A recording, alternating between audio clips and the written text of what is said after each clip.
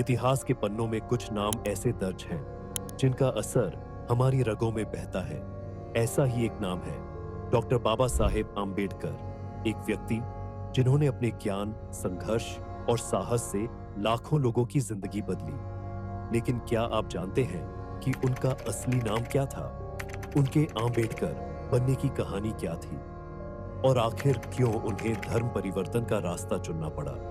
आज हम आपको बता रहे हैं डॉक्टर आम्बेडकर जी की उस अनसुनी कहानी को, जिसने न सिर्फ उन्हें बल्कि भारत के इतिहास को हमेशा के लिए बदल दिया।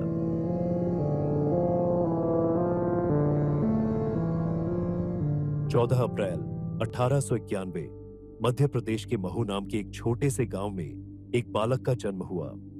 उनका असली नाम था भीमराव सकपाल। सवाल यह है कि वे सकपाल से आम्बेडकर कैसे बने, ये हम आपको आगे बताएंगे। आम्बेडकर जी महार जाति में जन्मे थे, जिसे समाज अस्पृश्य और निम्न वर्ग का मानता था। उनके पिता रामजी मालोजी सकपाल ब्रिटिश सेना में सूबेदार थे, लेकिन इसके बावजूद समाज का जातिवादी भेदभाव उनके परिवार को हर कदम पर झेलना पड़ता था। भीमराव के लिए यह शुरुआत थी उस संघर्ष की जो उन्हें जिंदगी भर लड़नी थी। छोटे भीमराव का जीवन आसान नहीं था। स्कूल में बच्चों के साथ पढ़ने तक की उन्हें आजादी नहीं थी। उन्हें एक कोने में बिठा दिया जाता और उन्हें पानी पीने तक की अनुमति नहीं थी। लेकिन भीमराव की लगन ने सबका ध्यान खींचा। उनकी कक्षा के एक ब्राह्मण शिक्षक महादेव आम्बेडकर ने उनकी प्रतिभा को पहचाना। महादेव आम्बेडकर को लगा कि इस बच्चे में कुछ अलग है, कुछ खास है। वो चाहते थे कि भीमराव जातिवाद की बेड़ियों से बाहर निकल सके। इसीलिए उन्होंने भीमराव को अपना उपनाम आम्बेडकर दे दिया। तब से भीमराव सकपाल भीमराव आम्बेडकर बन गए। यह नाम सिर्फ एक उपनाम नहीं, बल्कि उनके लिए एक नई पहचान और प्रेरणा बन गया। महादेव आम्बेडकर का ये कदम भीमराव के जीवन में एक ऐसा बदलाव लेकर आया जिसने उन्हें दुनिया के सामने एक नई पहचान दी। यही आम्बेडकर एक दिन लाखों दलितों और शोषितों की आवाज बन गया। भीमराव का सपना था कि वो खुद को शिक्षित करे और अपने समाज को बराबरी का अधिकार दिलाए। अपनी कड़ी मेहनत से उन्होंने कोलंबिया यूनिवर्सिटी और लंदन स्कूल ऑफ इकोनॉमिक्स जैसे प्रतिष्ठित संस्थानों से उच्च शिक्षा हासिल की। उनकी मेहनत और संघर्ष ने उन्हें भारत के सबसे पढ़े लिखे और विद्वान लोगों में से एक बना दिया। लेकिन विदेश में रहते हुए भी उनके दिल में अपने लोगों का दर्द बसा रहा। साल 1923 भीमराव आम्बेडकर जी की पढ़ाई पूरी हो चुकी थी। कोलंबिया यूनिवर्सिटी और लंदन स्कूल ऑफ इकोनॉमिक्स जैसी प्रतिष्ठित संस्थाओं से पढ़ाई कर वे न केवल अपने परिवार के बल्कि पूरे समाज के गर्व का प्रतीक बन गए थे। भारत लौटते समय उनका मन एक ही बात पर केंद्रित था, अब अपने लोगों के अधिकारों की लड़ाई को आगे बढ़ाना। आम्बेडकर जी के पास अच्छी खासी शिक्षा और विदेश में सीखे गए कानून व सामाजिक सुधारों का ज्ञान था, लेकिन उनके लिए भारत लौटने पर भी परिस्थितियां चुनौतीपूर्ण थीं। समाज की जातिवादी मानसिकता ने उनकी योग्यता को नजरअंदाज कर दिया। एक उच्च शिक्षित व्यक्ति होने के बावजूद अंबेडकर जी को अपना अस्तित्व बनाए रखने के लिए संघर्ष करना पड़ा। शुरू में उन्होंने मुंबई में सरकारी सेवाओं में नौकरी की, लेकिन वहां भी जातिगत भेदभाव ने उनका पीछा नहीं छोड़ा। उनके लिए पेशेवर और व्यक्तिगत दोनों ही स्तर पर यह एक कठिन समय था। आम्बेडकर जी का उद्देश्य केवल नौकरी करना नहीं था, वे अपने समाज को शिक्षित करना और उनके अधिकारों की लड़ाई लड़ना चाहते थे।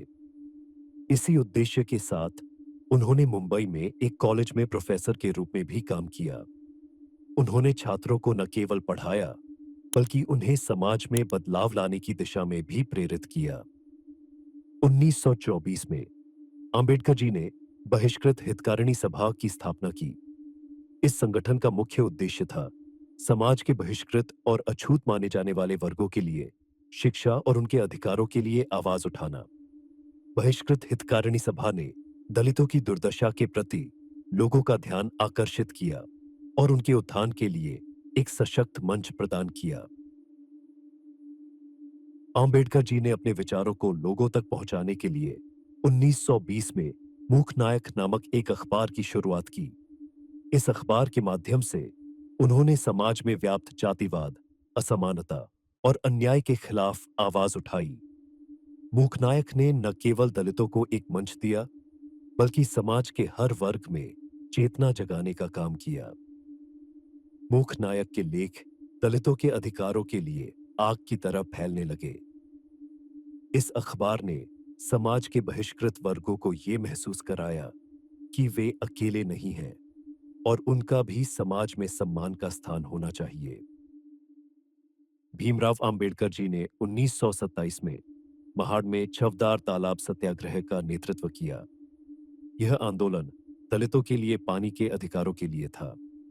महाड़ के तालाब से दलितों को पानी लेने की इजाजत नहीं थी, जबकि यह तालाब सार्वजनिक था। भीमराव ने दलितों के अधिकार के लिए आवाज उठाई और हजारों लोगों के साथ इस सत्याग्रह का नेतृत्व किया। महाड़ सत्याग्रह केवल पानी के लिए नहीं, बल्कि उनके आत्मसम्मान की लड़ाई थी। इस आंदोलन ने यह साबित कर दिया कि भीमराव अंबेडकर जी केवल शब्दों के नेता नहीं थे, बल्कि अपने लोगों के लिए समर्पित योद्धा भी थे। इस दौर में अंबेडकर जी को राजनीति में भी अपनी आवाज उठाने का मौका मिला। 1930 के दशक में उन्हें बॉम्बे प्रेसिडेंसी के लेजिस्लेटिव काउंसिल में प्रतिनिधि के रूप में नियुक्त किया गया। यहां भी उन्होंने अपने समुदाय के हक के लिए कई कानून प्रस्तावित किए। वे लगातार दलितों की शिक्षा, रोजगार और समानता के अधिकारों के लिए आवाज उठाते रहे। ब्रिटिश शासन ने भारत के भविष्य पर चर्चा के लिए गोलमेज सम्मेलन का आयोजन किया, जिसमें अंबेडकर जी को दलितों के प्रतिनिधि के रूप में बुलाया गया। उन्होंने वहां मांग की कि दलितों को राजनीतिक अधिकार और पृथक निर्वाचन क्षेत्र मिले, ताकि वे अपने अधिकारों के लिए स्वतंत्र रूप से आवाज उठा सके। हालांकि पूना पैक्ट के तहत महात्मा गांधी और अंबेडकर जी के बीच हुए समझौते में पृथक निर्वाचन क्षेत्र की मांग को अस्वीकार कर दिया गया। इस समझौते ने अंबेडकर जी को गहरी निराशा दी और उन्होंने समझा कि जब तक वे समाज के बाहर रहकर लड़ेंगे, तब तक उन्हें बराबरी का हक नहीं मिलेगा। अंबेडकर जी ने समाज में जातिवाद और अन्याय के खिलाफ लड़ने के लिए एक निर्णायक कदम उठाने का विचार किया। उन्होंने महसूस किया कि जब तक वे धर्म परिवर्तन नहीं करेंगे, तब तक अपने लोगों को आत्मसम्मान और अधिकार नहीं दिला सकते। 1956 में उन्होंने बौद्ध धर्म अपनाया और अपने लाखों अनुयायियों को भी इस राह पर चलने की प्रेरणा दी। लेकिन सवाल यह है कि बौद्ध धर्म ही क्यों? अंबेडकर जी ने गहराई से बौद्ध धर्म, इस्लाम, ईसाई धर्म जैसे अन्य धर्मों का अध्ययन किया। वे एक ऐसा धर्म ढूंढ रहे थे जो समानता, करुणा और स्वाभिमान की शिक्षा देता हो। और अंततः बौद्ध धर्म में उन्होंने वो सब पाया।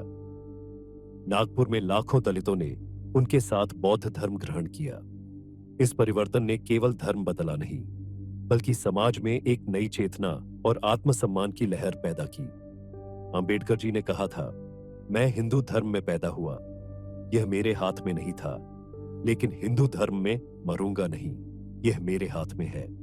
उनके इस फैसले ने उन लाखों लोगों को नई राह दिखाई, जिन्होंने सदियों से अपमान और भेदभाव का सामना किया था। बौद्ध धर्म उनके लिए एक नई शुरुआत और स्वतंत्रता का प्रतीक बन गया। डॉक्टर बाबा साहेब आम्बेडकर जी का ये कदम भारत के इतिहास में एक अद्वितीय मिसाल बन गया। उनका जीवन एक प्रेरणा है जो हमें सिखाता है कि सम्मान और आत्मसम्मान से बढ़कर कुछ नहीं। उन्होंने जो रास्ता दिखाया वह आज भी लाखों लोगों के जीवन में प्रेरणा और शक्ति का स्रोत है।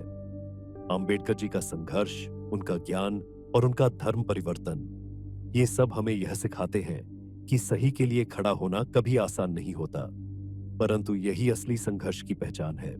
धन्यवाद बाबा साहेब, आपने हमें जीने का एक रास्ता और आत्मसम्मान का एहसास दिया। आपकी ये कहानी हर पीढ़ी के लिए एक प्रेरणा है। बाबा साहेब आम्बेडकर जी की ये कहानी आपको प्रेरणादायी लगी हो तो अभी कमेंट में जय भीम लिख के चैनल को सब्सक्राइब कीजिए। धन्यवाद।